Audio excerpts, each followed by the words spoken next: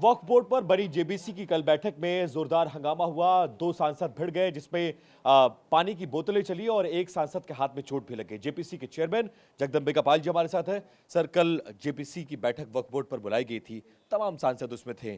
क्या हुआ था कल? पानी की बोतलें चली, ग्लास तोड़ा गया, एक सांसद घायल भी हो गए।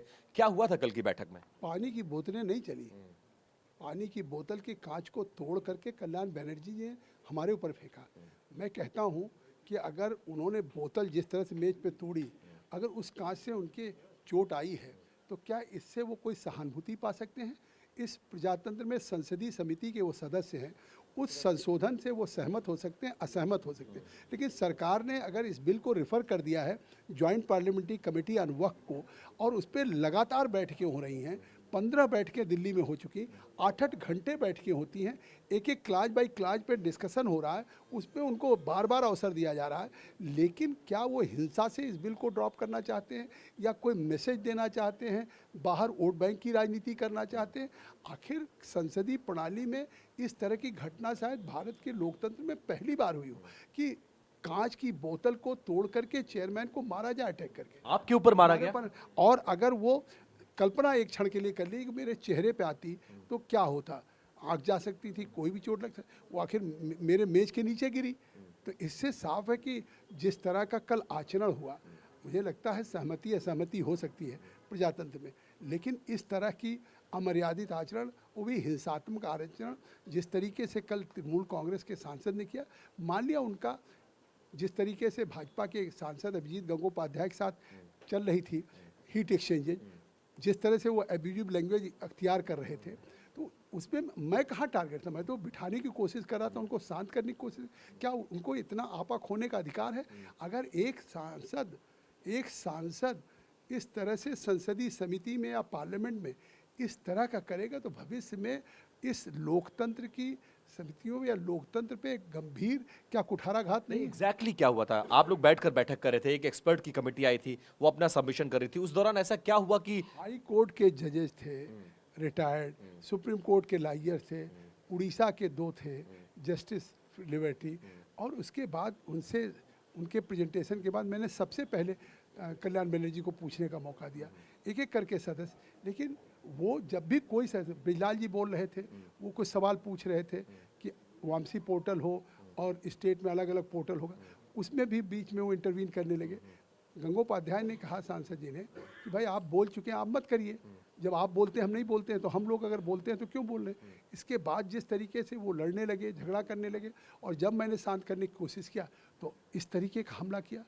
अभद्र भाषा का प्रयोग किया। पहले आपके अभिजीत गंगोपाध्याय पर ग्लास फोड़कर मारने की कोशिश की, आप पर हमला करने की कोशिश की, इस तरह की बातें कही जा रही हैं। अब दुर्भाग्य है, अभद्र भाषा, अमर्यादित भाषा जिस तरह का प्रयोग हुआ है, ये संसदीय परंपराओं में इसको कहाँ स्वीकार किया जा सकता है?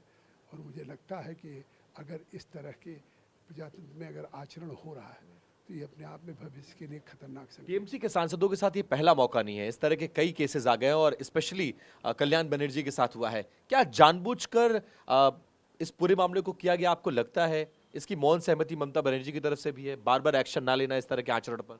आपने देखा कि लोकसभा में उनकी आचरण को, आपने ये देखा कि भारत के उपराष्ट्रपति महामहिम का जिस तरह से मिमिक्री करके उतारना, एक सांसद कॉन्स्टिट्यूशनल पोस्ट महामहिम राष्ट्रपति हो या उपराष्ट्रपति हो या कोई संवैधानिक पदों पर बैठा हुआ, उसकी आप मजाक उड़ाएंगे?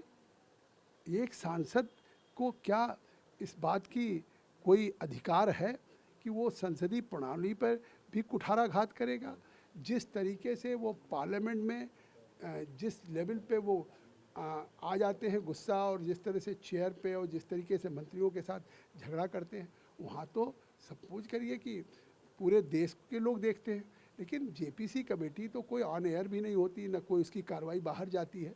अब उसके अंदर भी रोज़ जिस तरह से आप इस पर सहमत हो न सहमत हो, तो वो अधिकार प्रजातंत्र मिनी में। पार्लियामेंट कहा जाता है जेपीसी को, और इस तरह का आचरण, ऐसा नहीं लगता कि एक खास वर्ग को मैसेज देने के लिए वो ऐसा कर रहे हैं? अब आखिर क्यों कर रहे हैं? जब उसमें वहाँ उनको विचार करने का, उनको डिबेट करने का, उनको डिस्कशन करने का, उनको कोई ऑब्जेक्शन सजेशंस कुछ भी है तो वो सब अधिकार मिल रहा है। इसके बाद भी अगर वो जिस तरह का आचरण कर रहे हैं, जिस तरह की जब हमारे विटनेसेज आते हैं, कोई पर्सनल लॉ बोर्ड आएगा, कभी कोई आएगा, तो जिस तरीके की चीज़ों के सामने अमर्यादित कर रहे हैं, तो फिर क्या मैसेज देना चाहते हैं? जाकिर नायक का जिक्र कर रहे हैं। कहीं ना कहीं तुष्टीकरण की राजनीति करना चाहते हैं, कहीं ना कहीं वोट बैंक की राजनीति करना चाहते हैं। नहीं तो जेपीसी में तो हमेशा ये परंपरा रही कि पार्टी लाइन से ऊपर उठ करके थ्रेड एंड बेयर डिस्कस करते हैं। लास्ट सवाल, अंतिम सवाल, क्या एक्शन हो सकता है, क्या कार्रवाई करेंगे आप लोग? अब हमने स्पीकर साहब को बता दिया और उन्होंने गंभीरता से लिया है। हमारे निशिकांत दुबे जी वरिष्ठ सांसद हैं, उन्होंने कल प्रस्ताव किया, क्योंकि कल घटना हुई, सदन एडजर्न हो गया, जेपीसी की बैठक स्थगित हो गई, पुनः हुआ, तो लोगों ने कहा ऐसी परिस्थितियों में अगर वो इस सदन के सदस्य रहेंगे तो इसमें बैठेंगे, कैसे बैठक हो सकती है जहाँ मारपीट और हिंसा। तो अभी एक दिन के लिए अगली बैठक के लिए उनको निष्कासित किया है।